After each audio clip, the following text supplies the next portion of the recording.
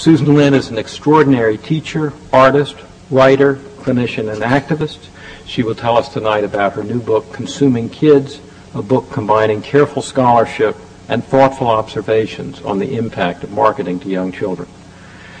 Her research has led her to see that the marketing of commercial products to very young children, 1- and 2-year-olds, runs a large risk of limiting their imaginations. In some instances, advertising has ensnared these young children and co-opted them into becoming consumers at far too young an age. Yet she observes that this whole process is almost totally unexamined, either by traditional academic scholarship or by parents themselves. The question she poses, is this in the best interest of children, has not been addressed by anyone before the appearance of Consuming Kids. As the book unfolds, she examines who profits from the marketing of products to young children and discusses food marketing, glorification of violence, and sexual stereotypes present in advertising. She cogently argues that we cannot ignore the effects these forces are having on very young children. She compels us to think about what should be done to protect children from the effects of marketing. Her profound commitment to the dignity and value of children's imaginations and imaginative play is the place from which she stands and mounts this powerful and telling critique. Now, I will leave it to Susan to tell you about the book and about the fundamental convictions that shine through so powerfully. But the book did not suddenly appear last year. It's the natural evolution of years of work that Susan has done. I've had the privilege of knowing her and watching her as this work has evolved, so I thought I would tell you a little bit about that development. And in the first phase, I would say Susan as artist. She started out as an extraordinary artist and remains an artist to this day. She's a ventriloquist of the first order and an imaginative creator of play for children. She began as a performer at the Brookline Puppet Theater, and even to this day still gives many performances to children. She's created characters, Audrey and Cataline, in particular large hand puppets that are persons in their own right.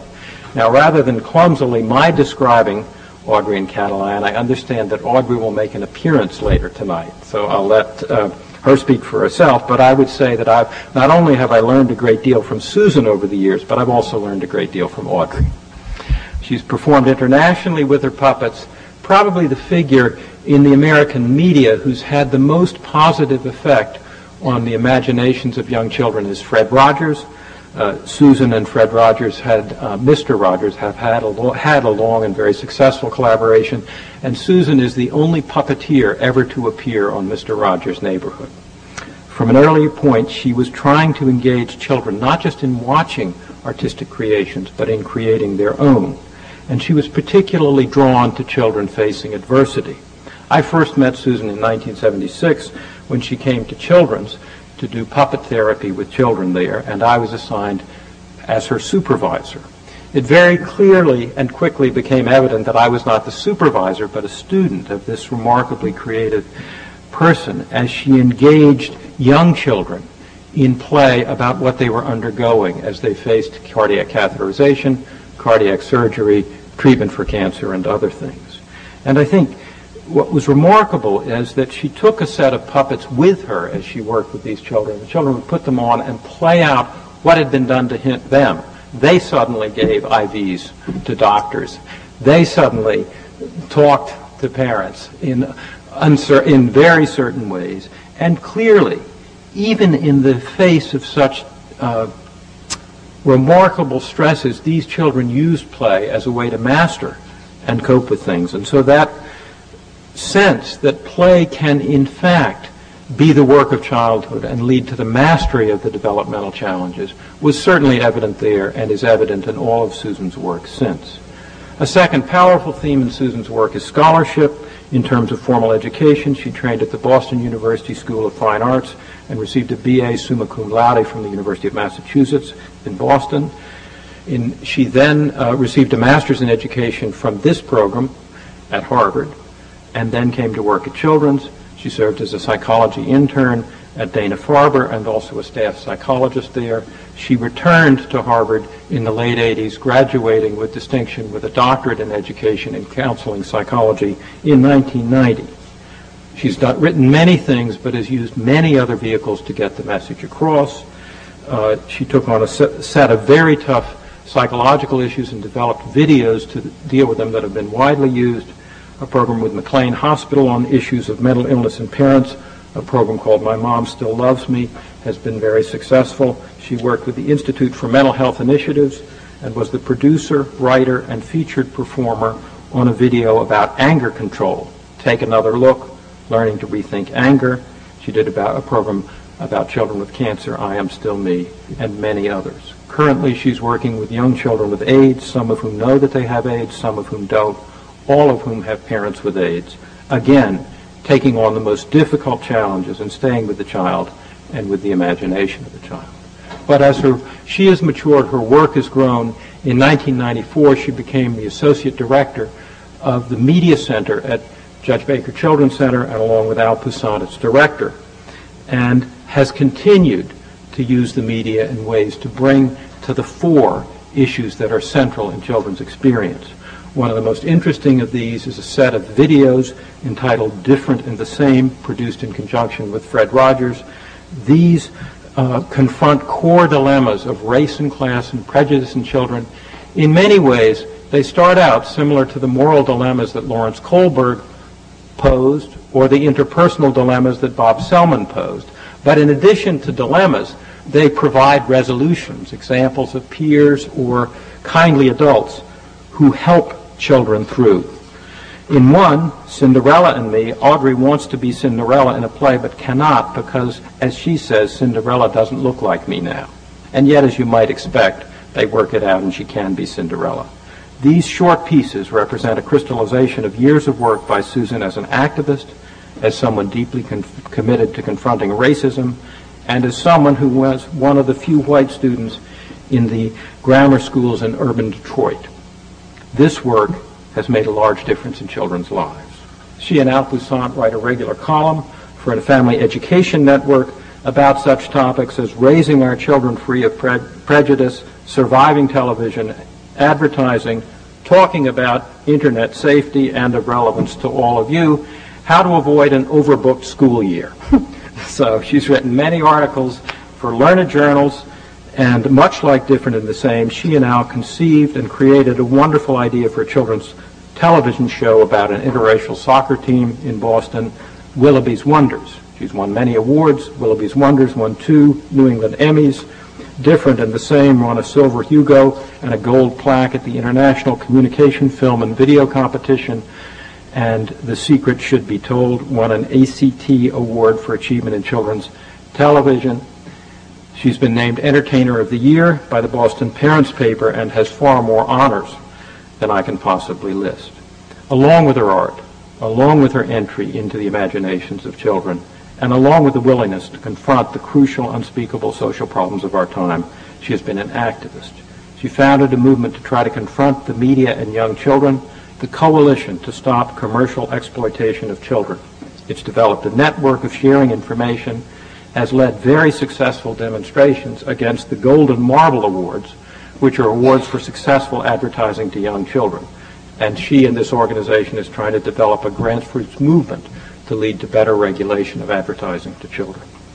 She's a wonderful friend, a great teacher, a terrific parent, and has been a great companion to many of us, both children and adults, on the difficult journey to try to both understand the world of children and to make it better for them. It is my great pleasure to introduce Dr. Susan Linn, author of Consuming Kids.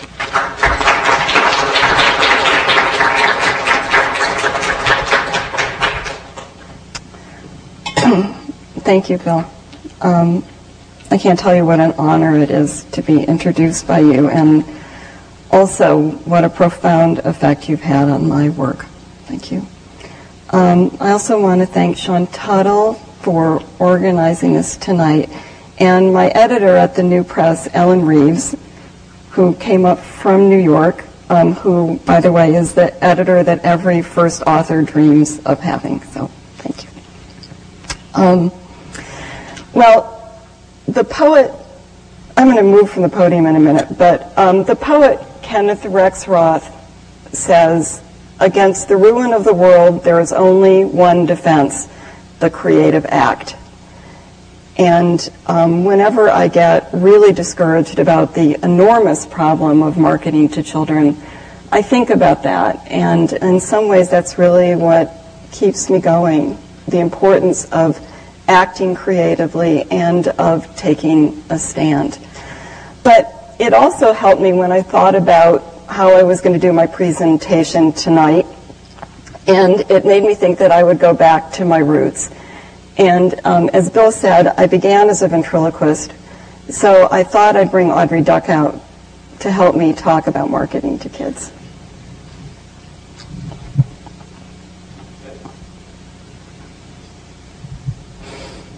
And here she is.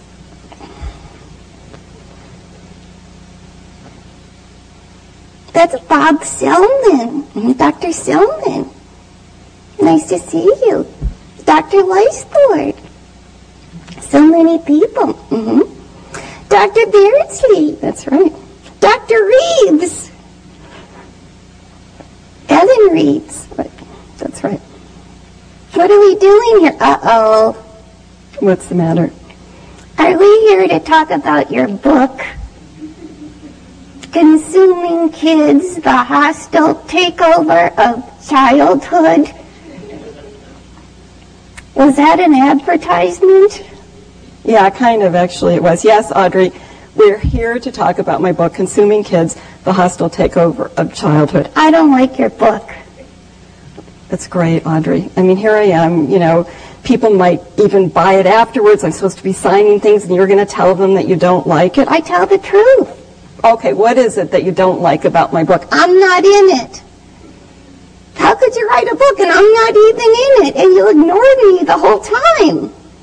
I mean, there I was, stuck in my bag, and you were writing a book, and I'm not in it. You're in it peripherally. What does that mean? It means hardly at all.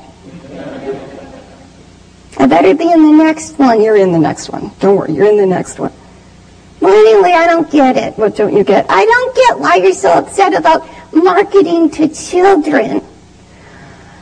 Audrey, marketing is a factor in just about every problem that children have today. It's a factor in childhood obesity. It's a factor in eating disorders. It's a factor in family stress. It's a factor in excessive materialism, in precocious, irresponsible sexuality, and in violence, youth violence. What's your point?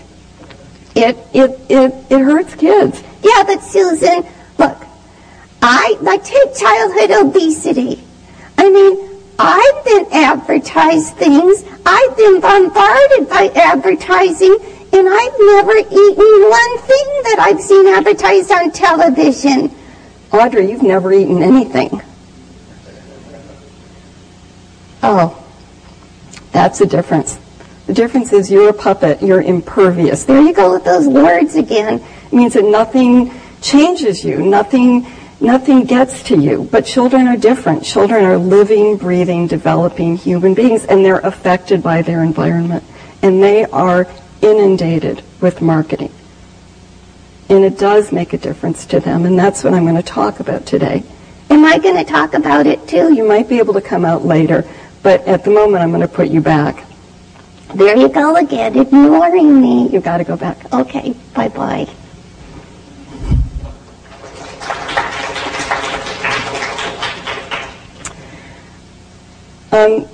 Children are bombarded with advertising and marketing from the moment they wake up in the morning to the moment they go to bed at night.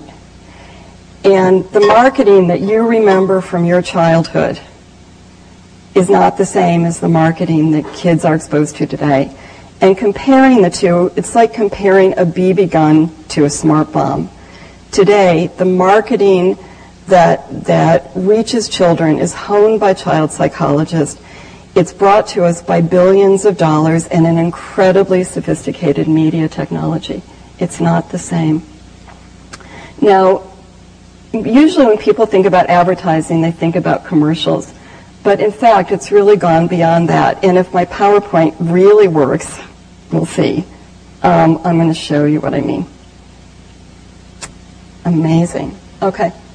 Can you guys see that? It's awfully high. Can you all see? It's all fine? All right. Okay, so beyond commercials, marketing to children in the 21st century. So you see, it's not just commercials. And I'm going to show you examples of lots of different kinds of advertising. But I want to tell you about some that I don't have pictures of. For instance, one thing that's very popular nowadays is stealth marketing. Have you heard of stealth marketing? It's very big in advertising today. It's marketing in ways that you don't even know, so you don't even know you're being marketed to. For instance, there is a company called the GIA, the Girls Intelligence Agency, that has co-opted pajama parties for girls. What they do is use girls' pajama parties, especially like preteens, early teens, to do market research without the girls really understanding that that's what they're doing. And they do this, they have this, it's called Pajama Party in a Box. And they send the girls a box of products. And they get the girls to use the products, to try the products, and encourage the girls to take a video of themselves doing that. What they're telling the advertisers who work with them is they say, you can get into the enemy camp. We can get you into the girls' bedrooms. That's the pitch to the advertisers. So the girls send the video back to the GIA, and then they show it to the advertisers who get to watch these girls and all of the products, that they're using. Meanwhile, they have these secret agents that are sort of like big sisters to the girls, and the girls check in with the secret agents once a week or a couple times a week. They get advice from the secret agents who sort of pose as big sisters, except really what they're doing is market research. They're asking the girls, what they like, what they don't like. The GIA tries to get girls who are kind of cool, who will set trends. The girls, feel like they're being, important. They really like it a lot. So there's the GIA. That's stealth marketing. And then there's Procter & Gamble really likes stealth marketing. They have something called Tremors that actually pays kids to market to their friends and pays teenagers to, to tout products, not really to sell them, but to tout products to their friends. I mean, think of what this is doing to children's friendships. I mean, what does it do to trust? You're not really supposed to tell your friends that you're being paid to market these things. What does it do to trust? What about pajama parties, which used to be, used to be able to just have kids over. Maybe you'd bake cookies, maybe you'd watch a movie. I mean, who knows, you'd do something. But now, you got to have these products. So what the marketing industry is doing, it's not just commercials. They're really infiltrating the fabric of childhood. In 1992, corporations spent about $6 billion marketing to children. That doubled by 1997. It was about $12 billion. And the last figure I saw was that corporations are spending $15 billion a year marketing to children.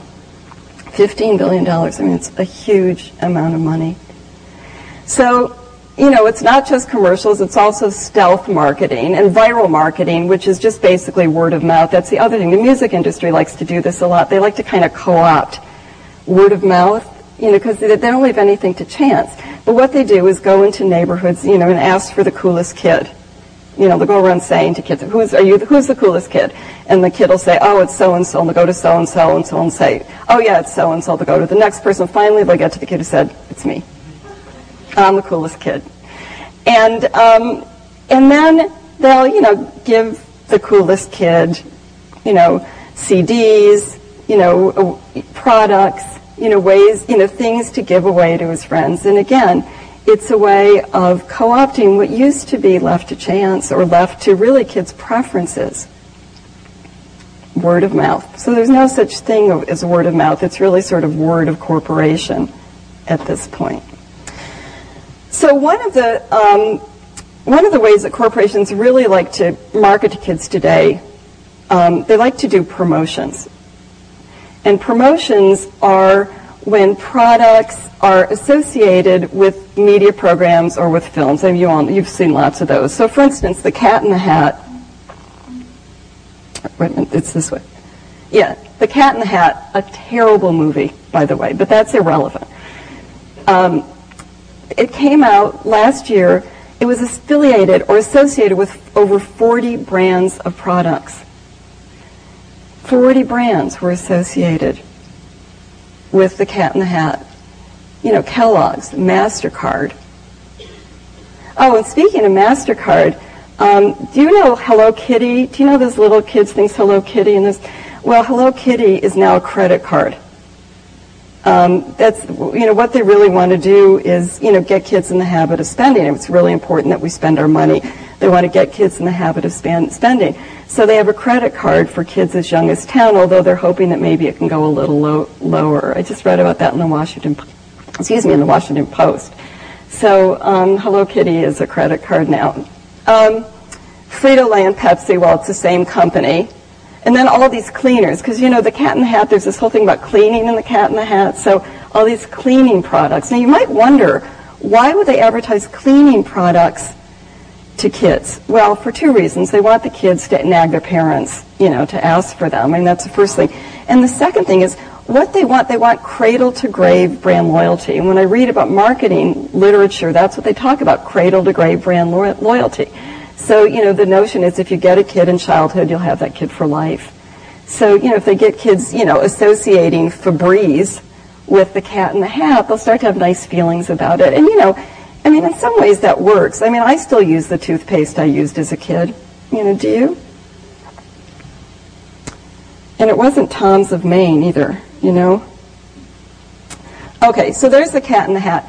But, you know, it's not just that the Cat in the Hat, and the Cat in the Hat's only one movie. I mean, I could have Shrek 2 up here, or, you know, any film, Nemo, any children's film I could have up here, Harry Potter, all these promotions and all of these products. So the Cat in the Hat, it wasn't just promotions. It's also brand licensing. And you probably know about that too. Brand licensing is when, you know, a media company, usually it's a media company, sells a logo or a character to other companies to be able to use on boxes and, you know, that kind of thing, or in its products. So here's the Cat in the Hat. I mean, that's just from one website. I counted 180 products on one website, and there's probably 1,000 products that came with that movie, all associated with the Cat in the Hat. So the Cat in the Hat becomes an advertisement for all these other products. It's not a movie. It's not just art. It's an advertisement. And, you know, the idea is you take your child to see the Cat in the Hat, and then you take your child to the grocery store, and there's all these Cat in the Hat products, most of which aren't very good for you. The food industry is very fond of brand licensing. Now, when I taped 6 hours of Nickelodeon, and I counted 40 food commercials over the course of 6 hours, which is a lot of food commercials. But what that doesn't include the programs themselves. And the programs themselves are advertisements for products. And this is even true on PBS. I mean, there are some wonderful programs on PBS, but it's not commercial free. It might be commercial light, but it's not commercial free. So, you know, programs on PBS, Sesame Street, you know, has McDonald's as a sponsor. When Teletubbies was on, they had promotions with both McDonald's and Burger King. Arthur has Juicy Juice. I mean, it's just kind of endless. So even those programs are really advertising. And on PBS, mostly it's advertising for food and for food products.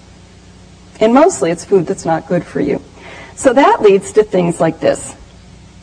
SpongeBob SquarePants was Kraft's top-selling macaroni and cheese in 2002. And a father told me recently that his 5-year-old daughter said to him that SpongeBob SquarePants macaroni and cheese really does taste better. Absolutely really does taste better than anything else. So I thought that was interesting. So here's SpongeBob SquarePants, Kraft's top-selling macaroni and cheese. And here is SpongeBob SquarePants as food. You have to remember, these programs, I mean, Rugrats isn't just a program, it's food. So here's SpongeBob SquarePants as food. Candy bars, cheese nips, ice cream, you know. Oh yeah, lollipops, okay. And here's SpongeBob SquarePants as more food. Pop-Tarts. And here is SpongeBob SquarePants as fish food. I got a little carried away. I couldn't resist that. And here is food as television station and SpongeBob SquarePants. Nickelodeon has its own brand of food now, and actually so does the Cartoon Network. So here are Nickelodeon Fun Fruits.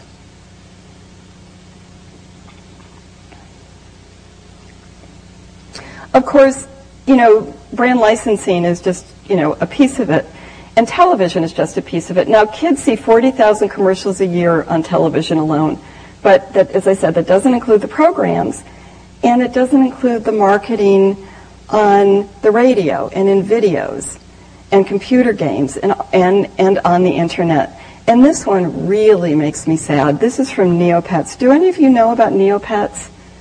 Any of you have kids? Do you have kids, or you just know about it? You work with kids. Neopets used to be this wonderful website for children.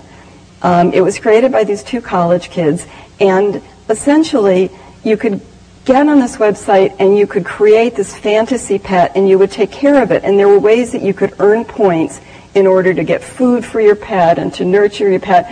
And you would check in and your pet would be thirsty, or your pet would be just about dying, or that kind of thing, and you could feed them. I kind of liked it. I mean, my daughter used to do Neopets. I thought it was really neat. Well, then they sold it. They sold it to a company. And now the way that you can take care of your pet is to take your pet to McDonald's. You see McDonald's up there? Where are the golden arches? Yeah, they're McDonald's shop. Or you can take your pet to see a trailer for a Disney movie. Or you can go to Cereal Adventure, which it turns out is a General Mills website where you can earn points to take care of your pet by watching commercials for sugar cereal. Neopets was so enamored of this idea that they decided to call it immersive marketing, and they've trademarked it. So immersive marketing is a Neopets trademark. Interestingly enough, I just found out that the president of Neopets is on the board of KRU, which is the Children's Advertising Review Unit, which is the self-regulatory arm of the advertising industry. I'm sure he's really looking out for kids there. So anyway, that's Neopets. The advertising industry, they're all really worried about TiVo. I mean, when I read a lot of advertising literature. I don't know what to call it, but anyway, I read a lot of it. And there's this kind of frantic, frenetic quality to it, and they're all really worried. I mean, they're worried about commercials. Kids aren't watching commercials anymore. They're, oh my gosh, kids aren't watching commercials. What are we going to do? Well, so what they're doing is immersive advertising on the internet, which they like. They call it sticky advertising because the kids can engage for a long time with it. So every food company and every food product has games that the kids can play with. So you can go to the internet and play games with Oreos, and so it's not just 15 seconds, it's longer than that. And believe me, after you've engaged with Oreos for a long time, you want one. I mean, you do. Now, I work at this daycare center, and it's a daycare center for kids with HIV, and they have no money. And so we get a lot of donated toys, and a lot of the toys that people donate tend to be the cheaper toys, and the cheaper toys tend to be the branded toys. So I, for instance, have spent 45 minutes extruding hamburgers with a McDonald's Play-Doh set. And believe me, by the end of that 45 minutes, you don't extrude hamburgers. I'm sorry, you extrude French fries. I was extruding French fries, and I was doing molds of hamburgers. I just want to be accurate. Sort of truth in advertising. I was extruding the French fries, making molds, hamburger molds. So anyway, by the end of it, I was dying for a hamburger. And I never go to McDonald's. I could taste it. I could just taste that sort of greasy, salty, like I wanted one. And I also had the same experience, maybe I'm just highly suggestible, I don't know, but I was playing a CD from Hershey's that also got donated to us, and chocolate, just endless games of Hershey's Kisses, and looking at the chocolate, you want one. And the parents report that their kids, after they play the games, that the kids come back and they want these products. So that's one of the ways that the advertising industry is getting around TiVo. The other way that they're doing it is through product placement. And they are inserting brands into the television programs that kids watch. Now, it's illegal to have product placement on programs that are specifically aimed at children. But it's not illegal to have product placement on programs that children watch. So on American Dreams, for instance, which is on 8 o'clock at night on Sunday, they're having this whole plot about Campbell's soup. And so you can watch American Dreams and watch these characters watching Campbell Soup commercials on television and entering a Campbell Soup contest. And they even had this thing where one of the kids baked a care package, and it was all Campbell Soup products. And she talked about on the air in this television program about how many products you could make with Campbell Soup. The Gilmore Girls eat Pop-Tarts for breakfast. Kellogg's is a sponsor. The Gilmore Girls came about because there's something called the Family Friendly Programming Forum, which is this group of companies that got together and decided that there should be less sex and violence on television, and they were going to create family-friendly programs. Well, interesting. These companies, it's Kellogg's and General Mills, and all these food companies. So, it's okay. So they have programs like the Gilmore Girls, which don't have, sex violence, but they're filled with food advertising. Childhood obesity is a major public health problem. There's mounting evidence, and we all know that it's true that, marketing does have an impact on children's food choices.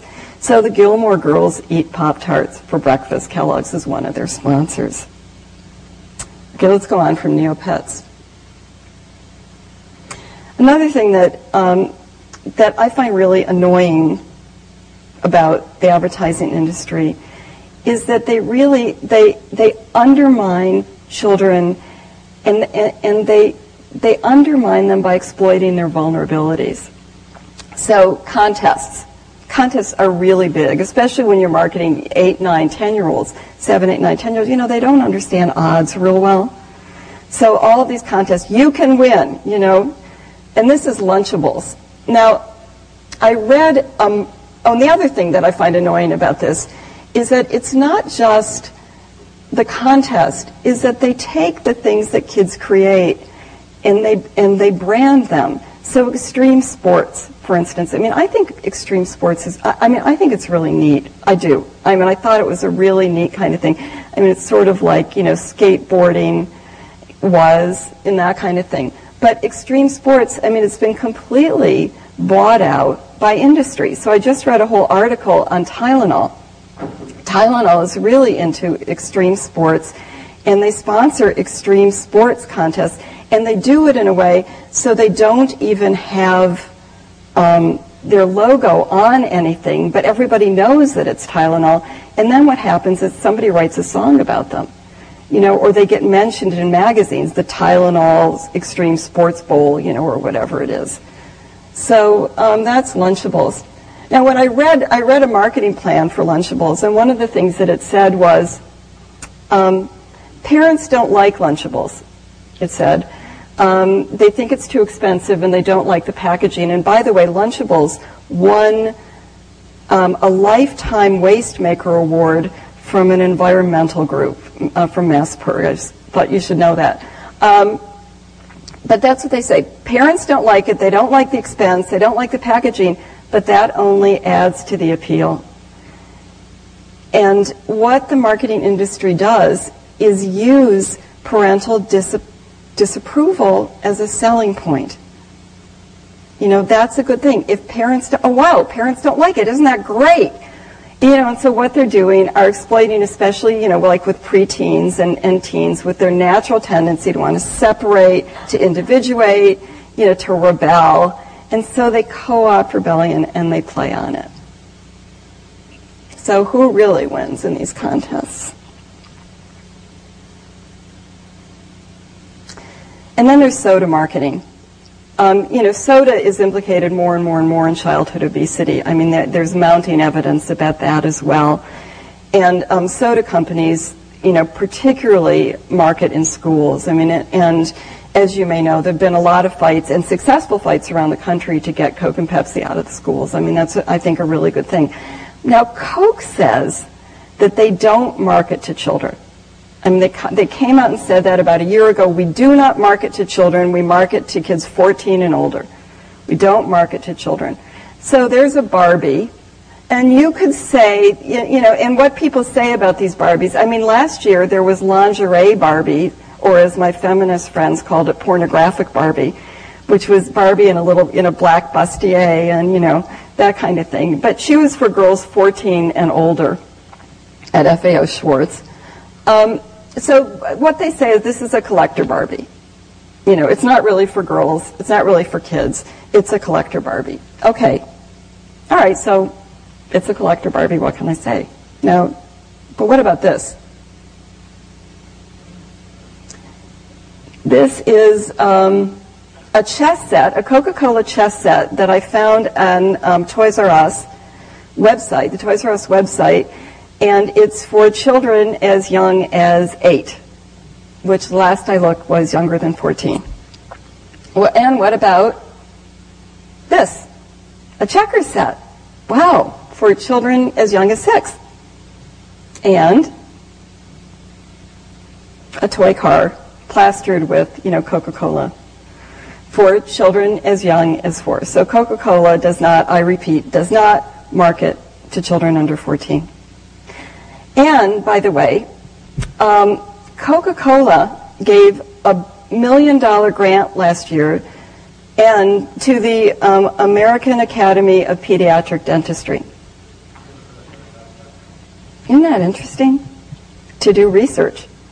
And after that, the American Academy of Pediatric Dentistry kind of modified their stance on soda in schools and, that kind of thing. They gave a $1 billion grant to the American Academy of Pediatric Dentistry. And one of the CEOs of Coca-Cola, wait, can you have more than one CEO? One of the executives, one of the executives of Coca-Cola is on the board of the National PTA. And a sponsor of the Boys and Girls Clubs as well. Coke is a big sponsor of the Boys and Girls Clubs, and I saw a video, which I wish I had. I saw a video that Coke produced for the Boys and Girls Club where it was really hard to tell which was which. By the end, the Coke slogan and the Boys and Girls Club slogan, they were all kind of merging. I mean, it was really brilliant and diabolical. But Coke doesn't market to children.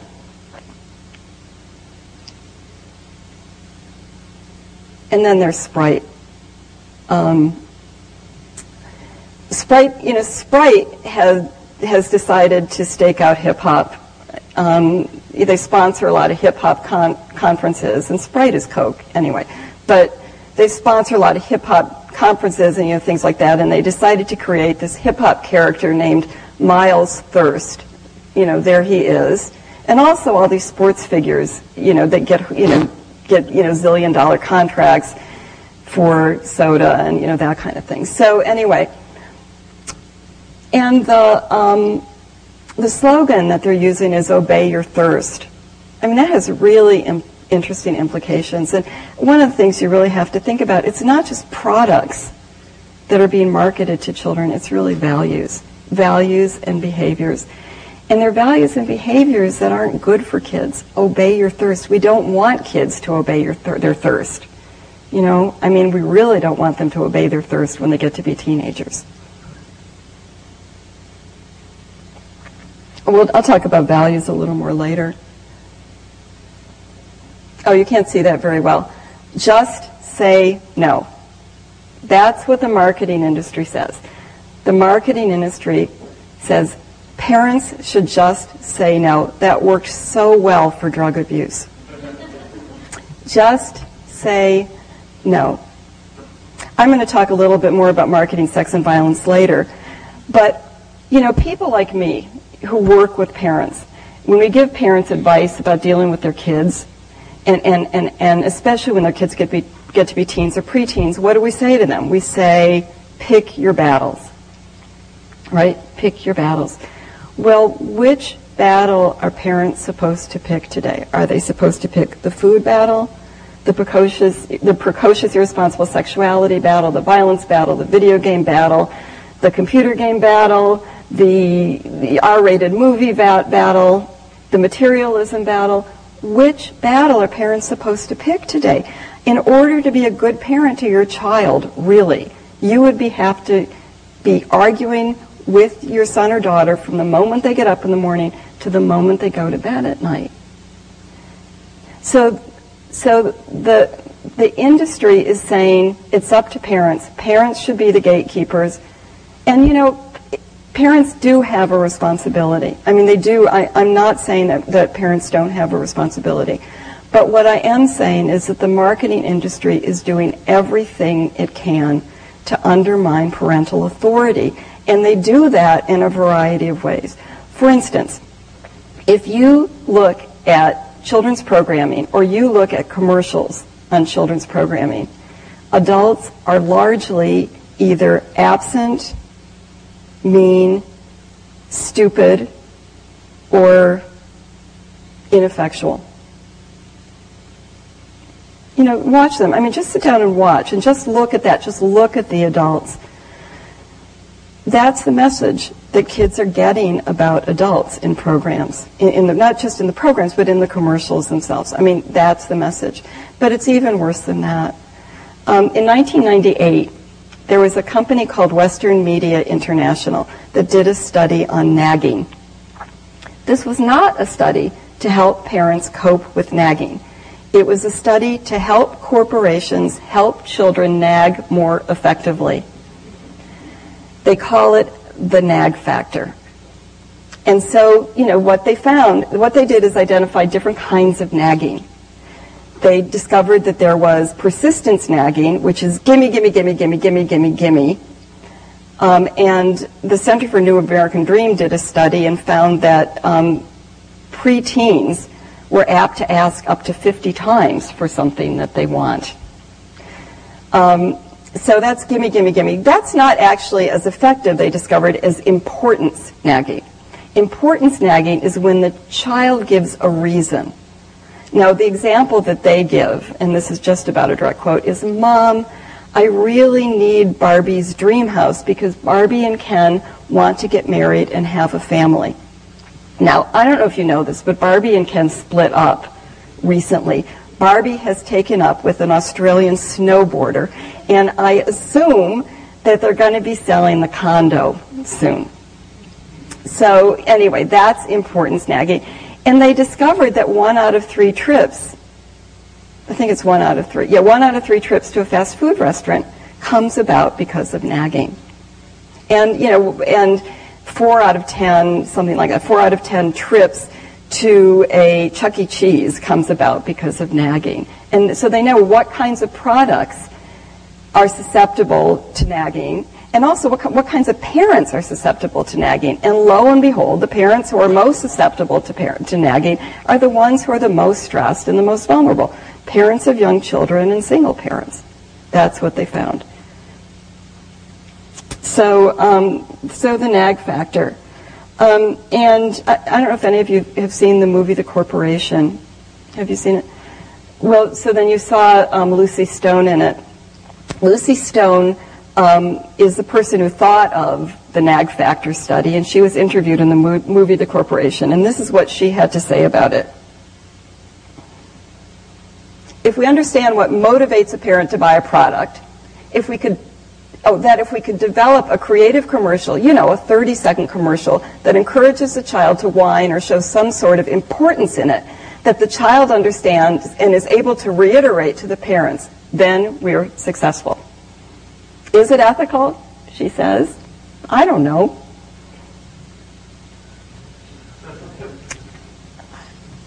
I always get speechless right there. Is it ethical? I don't know. But our role at Initiative is to move products. And if we know you move products with a certain creative execution placed in a certain type of media vehicle, then we've done our job. So that's Lucy Hughes. The nag factor turns up a lot in the marketing literature. It's been turning up less. I mean, I and my colleagues have really been, taking on the nag factor. We write about it a lot. We talk about it a lot. I mean, it's really disgusting. So, but this was in the Wall Street Journal. All of our advertising is targeted to kids. You want that nag factor so that 7-year-old Sarah is nagging mom in the grocery store to buy Funky Purple. This is Funky Purple ketchup, which they marketed, by the way, by saying, well, if kids have trouble eating, kids don't like to eat. I don't know about that. I mean, but kids don't like to eat. We need to make eating more fun. I mean, I read something that said we have to make eating more interactive. I mean, it's one of the more interactive things I do anyway. We're not sure mom would reach for it on her own. Kelly Stitt, a brand manager at Heinz, Wall Street Journal in 2001. Funky Purple ketchup. I kind of watched the whole Funky Purple thing develop because I was reading these articles and they were talking about that food needed to be fun, the fun factor in food. And that's what kids wanted. And so then when I started watching commercials, they weren't talking about how food tasted. They were talking about how fun it was. And that's when you got these, cereal, it turns the cereal blue, it turns your lips blue, it explodes in your mouth, all that kind of thing. It was amazing to watch that happen.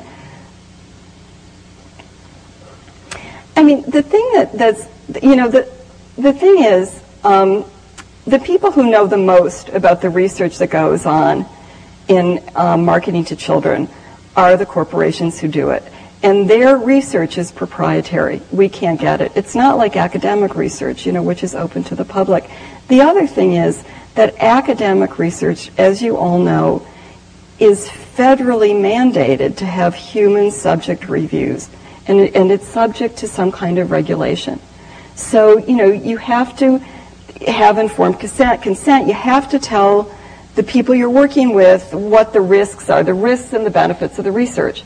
Well, don't you wonder what those people doing the nag factor studies said to those mothers who were keeping tracks of the nags? I mean, do you think they said to them, we are going to do research that is going to make your life miserable? I don't think so. But I don't think I could get that research by any human subjects review in the institution I work for. And isn't it ironic that academic research is subject to regulation, but market research is not? It's not that academic research should be subject to less regulation, I don't think. So there it is, the nag factor study. Okay. This is an Arnold Schwarzenegger, the governor of California toy. It's a Terminator toy. I can see that you can't see it very well. It's an R-rated toy for 7-year-olds. That's another thing that's really interesting. They say, there are R-rated movies. When the FTC, oh, thanks, that's better. I thought there was going to be a blackout or something. When the FTC did its study on marketing violence to kids, they did find that they were marketing R-rated movies to younger kids, and supposedly they're not doing that now, but they're still making toys. So these toys, these R-rated toys, R-rated movies have toys that are marketed to 7-year-olds, and of course the kids want to see them. And most of the kids that I work with have seen these terrible, horror films, the Chucky series, for instance. A lot of them have seen that. And they've seen all of these movies. And they have the toys to go along with them. So there's that. And then there's the Incredible Hulk, PG-13, all these violent toys marketed to kids. And those hands are really just amazing. They talk and they say pow and wham and, all these things, and you get to, hit with them and everything. That's the Incredible Hulk. And this was marketed 2 years ago, right before the war in Iraq. It was for 3-year-olds, and it's a world peacekeepers battle station. Is that Orwellian or what? A world peacekeepers battle station. There was so much protest about this that actually, again, my colleagues around the country, there were demonstrations and letters and people calling and stuff, and they took them off the shelves finally. The other one that went along with this was a forward command post, which I had in my office for a while, that is a bombed-out house. And this was right before the Iraq War. And during the Iraq War, by the way, they were marketing Easter baskets with soldiers touting machine guns in them. So you could go to Walgreens and buy one of those for your kids during Easter. There was a lot of protest about that, and some stores did take them out. Oh yeah, and then there's shockvertising. Again, they're so worried, the advertising industry, that their messages aren't getting across, that they keep trying to get kids any way they can, and one of the ways that they do it is to shock them. And they call it jolts per minute, how many jolts per minute. And so they're getting more and more and more and more extreme. So we have, what's her name, Jenna Jameson. Do you know who she is? Jenna Jameson. She's a porn star, but she is also advertising Pony, which is, clothing and stuff for skateboarders, for tweens. That's kind of interesting. There's, the Calvin Klein ads, Abercrombie and Fitch. And guess what magazine that was in? The one on the left. Any ideas? Just take a guess. 17. And that, of course, raises, just tons of issues. I mean, and I don't have time to really go into the whole issue of marketing to girls and marketing and possibly thin body types to girls. I mean, girls as sex objects. And it's important, when you think about marketing sex to kids, it's not real sex. The people on the left don't like to talk about marketing sex. It's a right-wing issue. It's a right-wing issue. It's the Christian right. People on the left don't like to talk about marketing sex. They get worried, oh my God, the First Amendment, blah, blah, blah, blah, blah. But one thing and the First Amendment is important, and I care about the First Amendment. But one thing that it's important to remember, it's not real sex that's being marketed to kids. It's sex as power, sex as commodity, sex and violence. I mean, I get calls from people, saying, well, I'm really embarrassed that I'm concerned about marketing sex on television, but and I'm really hip, and I grew up in the 60s, and all that kind of stuff. But it's not real sex. And if you look at studies, kids tend to turn to the media for sex, information about sex. The information they're getting isn't real information. It's a problem. So there's shockvertising. And that's Britney Spears. I first learned about Britney Spears from a 4-year-old who kept bringing Britney Spears into her play, and Britney Spears saved her life, and Britney Spears did this. And along about that time, I got a call from a mother in Superior, Wisconsin, who was outraged because she walked into her daughter's school, and there was that Britney Spears poster selling milk in her daughter's school. What was Britney Spears doing? And advertising Britney Spears, CDs and stuff like that in her daughter's school. And she was in Superior, Wisconsin. I mean, she ended up homeschooling her daughter actually, and she didn't know what else to do. The school wouldn't listen to her. She couldn't get a group of parents. The parents who've had most success are parents who've gotten other parents to work with them, to go to the school board and do it together, and she was really all alone. But she was just outraged about that. And you can see how young it starts. It's really marketing irresponsible and commodified sex to really, really, really young children. Oh, and then there's food as sexual predator. Pimp juice. The rap singer Nelly has a product, an energy drink, called Pimp Juice, and And he wrote a song about it.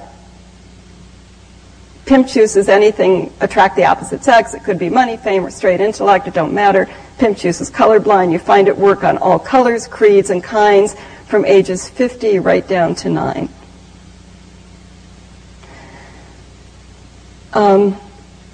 So there's product placement, even in rap songs. And when, I forget who it was, a rap singer did Pass the Courvoisier, sales of Courvoisier went just through the roof. And the owner of Def Jam Records went out and bought a brandy company, vodka company. I can't remember what it was. Anyway, he bought a liquor company because, gosh, it was doing so well, so. And, so you think, okay, well, the rap is for older kids, although we all know that rap is really marketed to, 9, 10, 11-year-olds. So the pimp juice kind of leads to this. This was in the Washington Post a couple weeks ago, too. This is Halloween. You can get a pimp suit and a hoe costume for your child from Brands on Sale, brandsonsale.com,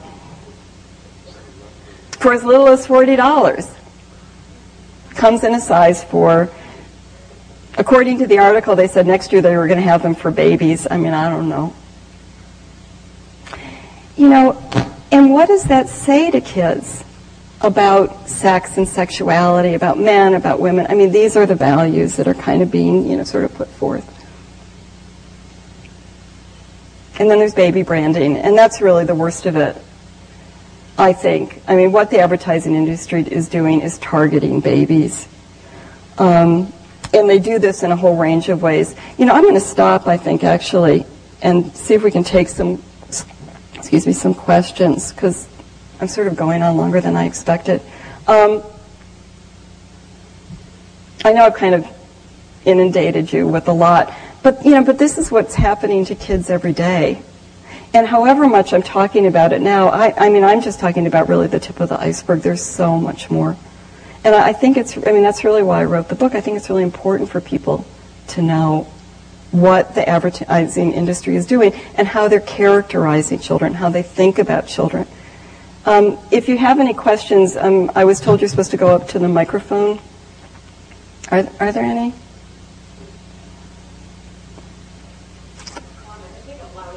I think they really want you to go up to the microphone. I'm sorry, but they do.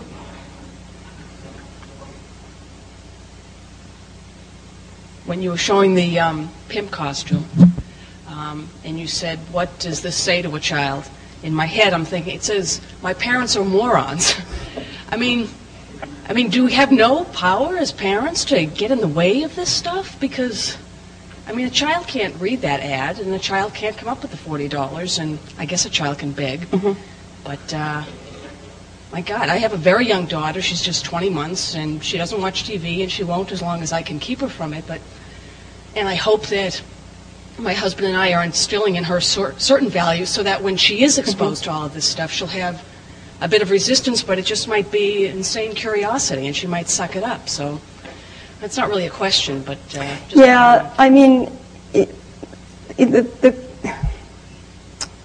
well, what about parents? What I think, your daughter is very lucky to have you and your husband, and to have two thinking parents who are sophisticated enough to think about this stuff, to know about it.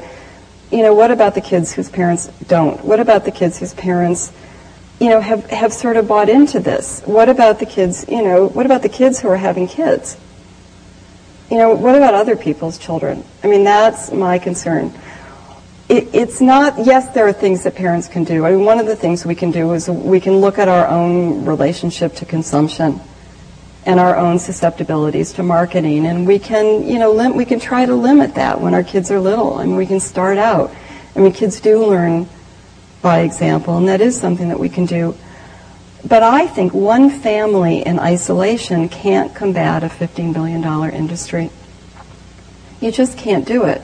And somebody, asked me, what's the worst of it? What's the worst of it? Well, the worst of it depends on how your child is vulnerable. If you have a child who's vulnerable to obesity, then the worst of it is food marketing. If you have a preteen girl, then the worst of it is the sexuality.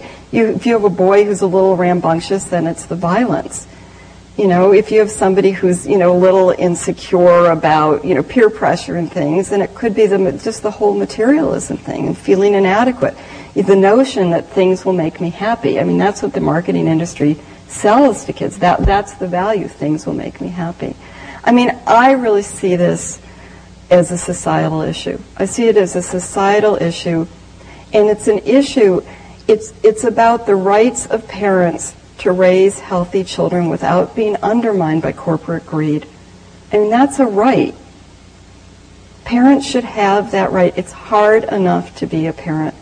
And so, if I think of it that way, I mean, I think of it as a societal issue like civil rights, like the women's rights, like gay rights. It's a societal issue, and it needs to be addressed that way. And, really what we need, and in fact what we're seeing around the country, is the beginnings of a movement. It's sort of like where we are. We're like the civil rights movement in the 1940s, and we're laying the groundwork, right now. But that's what it's going to take. I mean, it's really going to take a movement. And I think that what we need is a cacophony of protest about this. And that's kind of starting. I was at a conference a couple of weeks ago at Northeastern, the Public Health Advocacy Institute. That's the tobacco lawyers who took on fast food. The tobacco lawyers, the public health lawyers who took on tobacco are now taking on fast food.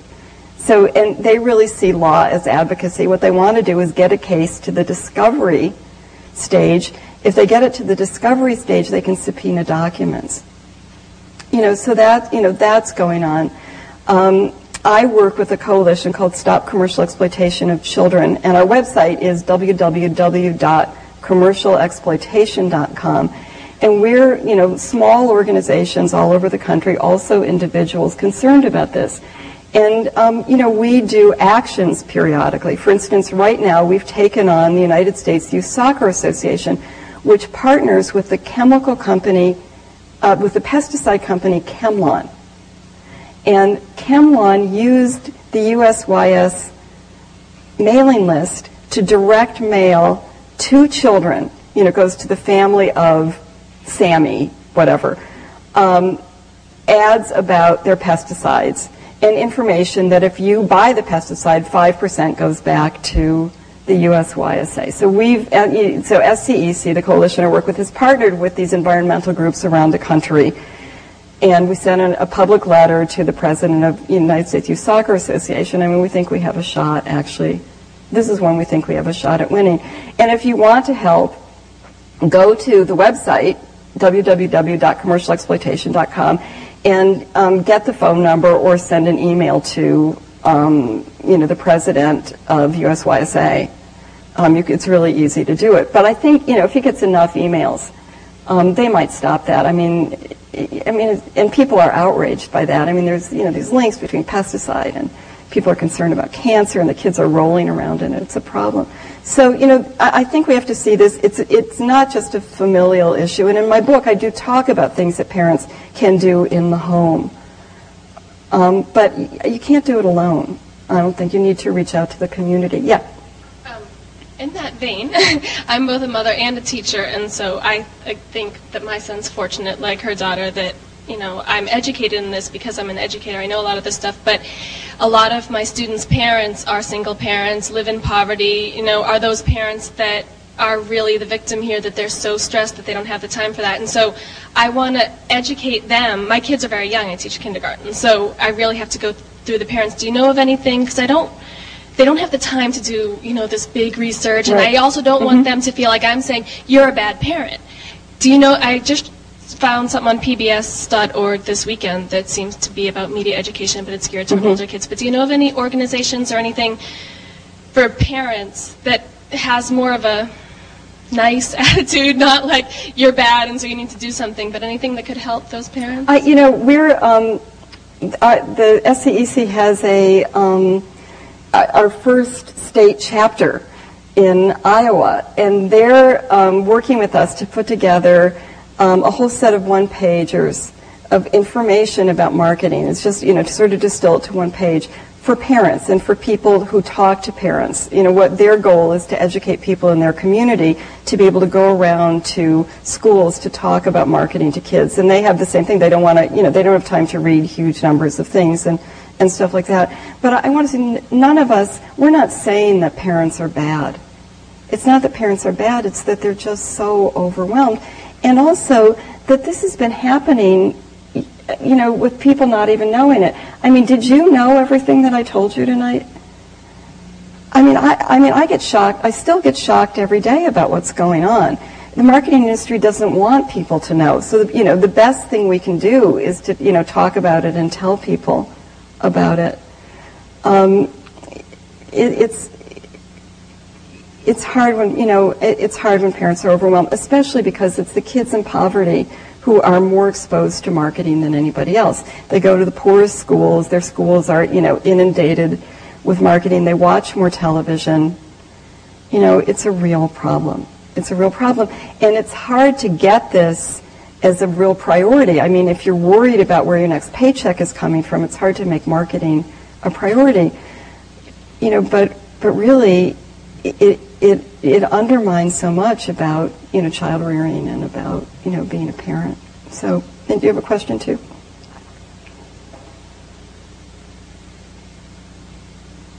I think there's another side of the equation other than the nagging factor. I'm in my 33rd year of teaching in public schools this year, and from a fairly affluent community. And just a footnote on the other side of the nagging aspect of raising children. My first year of teaching, I had a 5th grade classroom of 32 kids. And I knew at the end of the day that out of those 32 kids, 29 of them were going home to a home where there was a parent at home. This year I have 20 kids in my room, and I know of only 2 of them that go home to a home with a parent in there.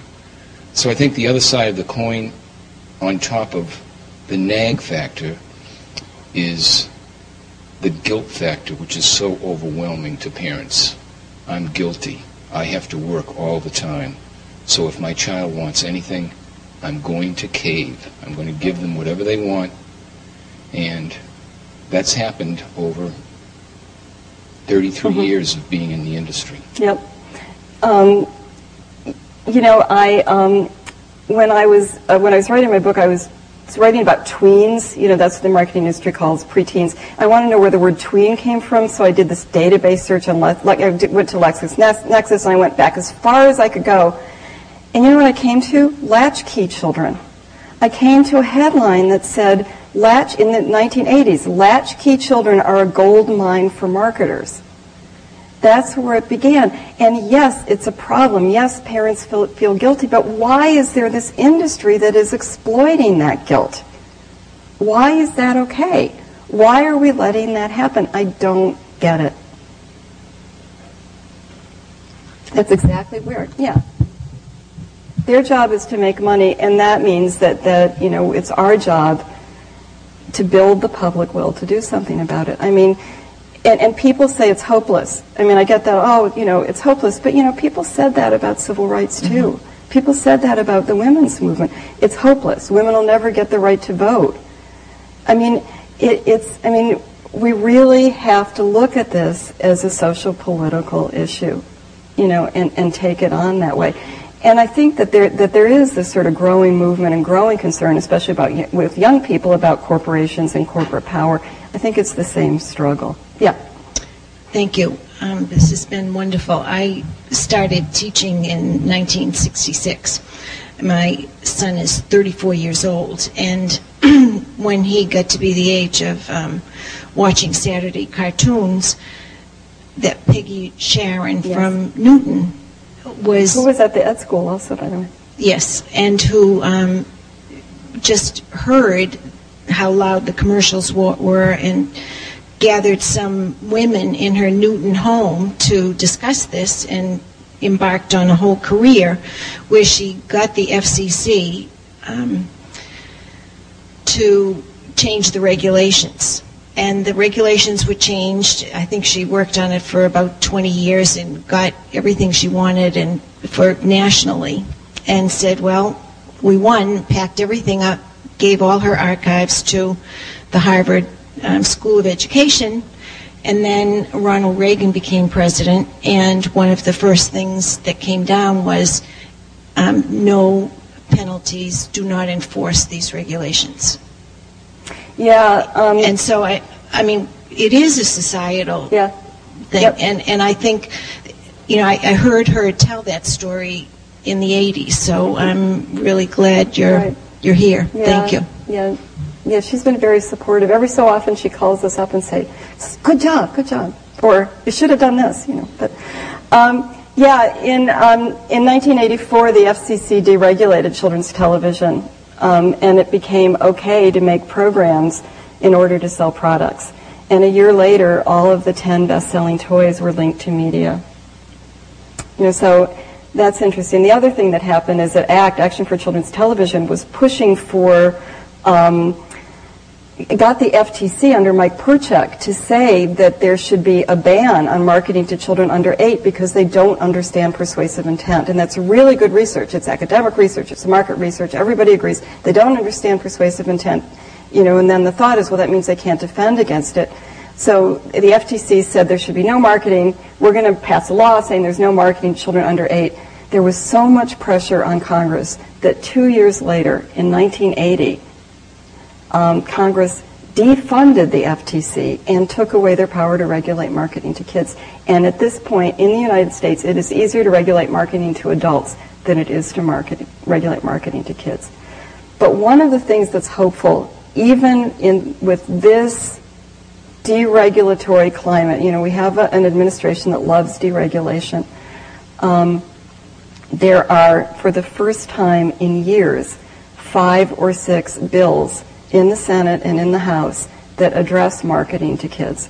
And one of them is Tom Harkin's Help America Act. Tom Harkin, last June, got up on the floor of the Senate and was morally outraged about marketing to kids. That gives me hope. Now, I don't know whether this bill is going to pass or not, but when I started this, you know, writing and talking about this 4 or 5 years ago, I mean, my best friends were laughing at me. This is so crazy. Why are you doing this? You're tilting windmills. This is ridiculous.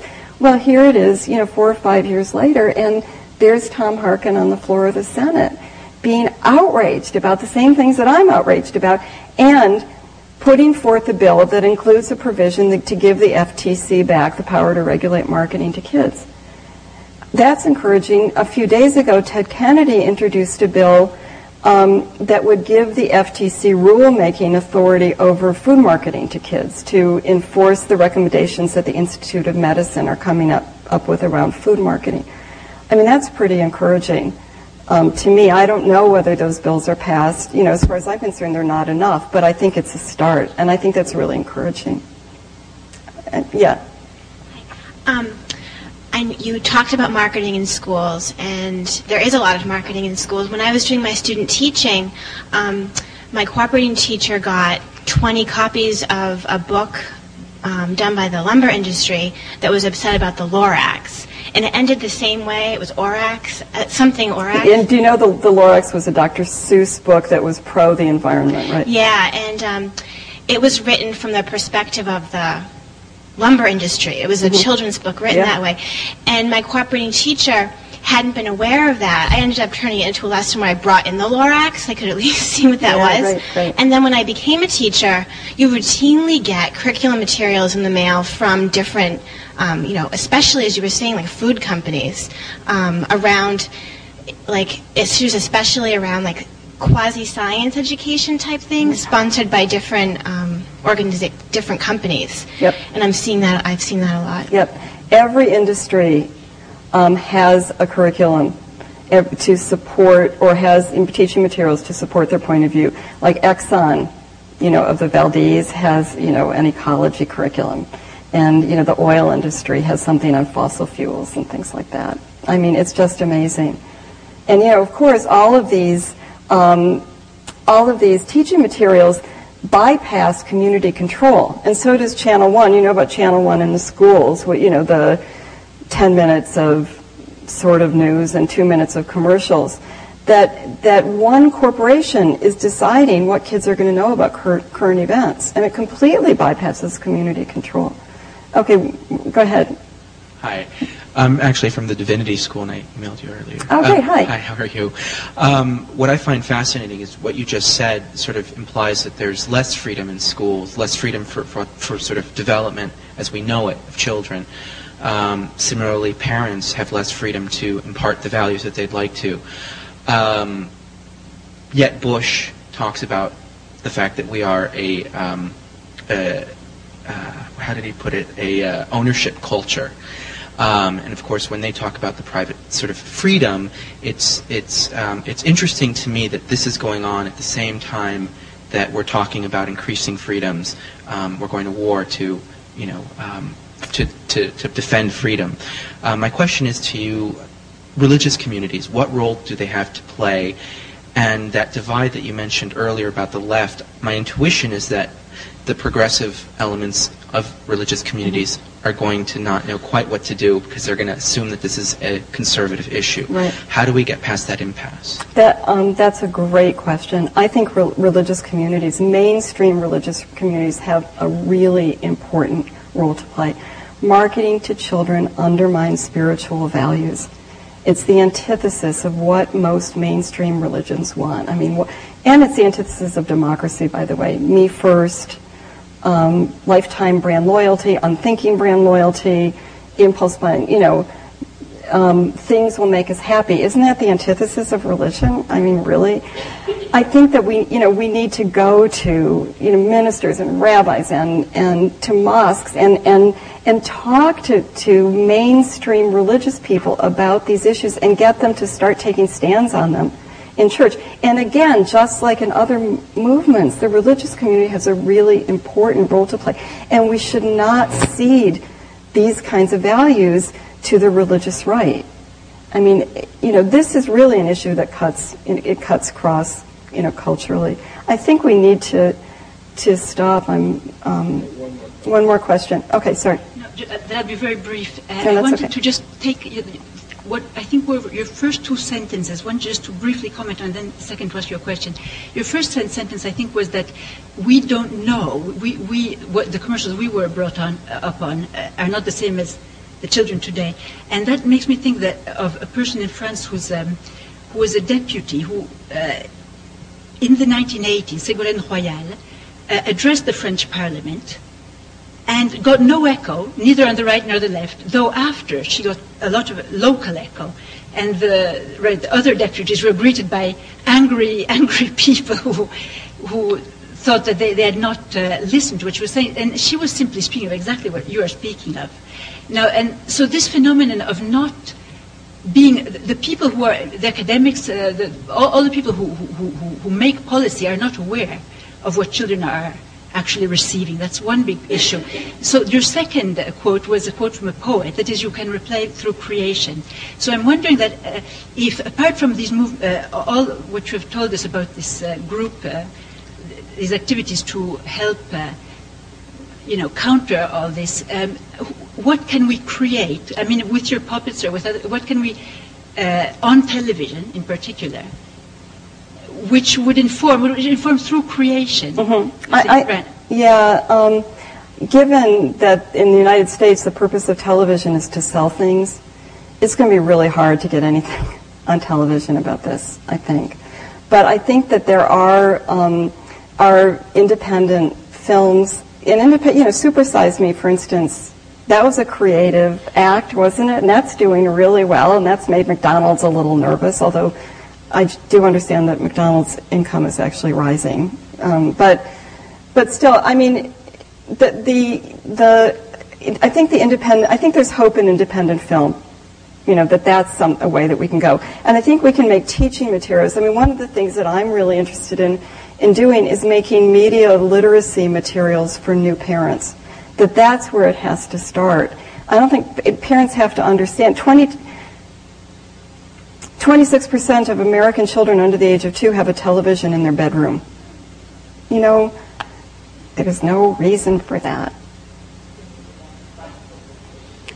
Well, and I address that in my book, and I wrote my book for parents. I mean, but I think that we need media literacy material, like a video and pamphlets for parents that hospitals can hand out when babies are born, along with all the commercial stuff they get. We need something that can help parents understand that, the 15 minutes apiece that they're buying when they put their baby in front of the television is going to cost them at the grocery store later on. Thank you so much for coming. And I hope what you come away with is that this is a real problem, and it's a serious problem. And it's a huge problem, but it isn't hopeless. And I really think, we really need to look to ourselves and our strengths and do what we can and really create a cacophony of outrage about this. We should all be outraged about it. Thank you.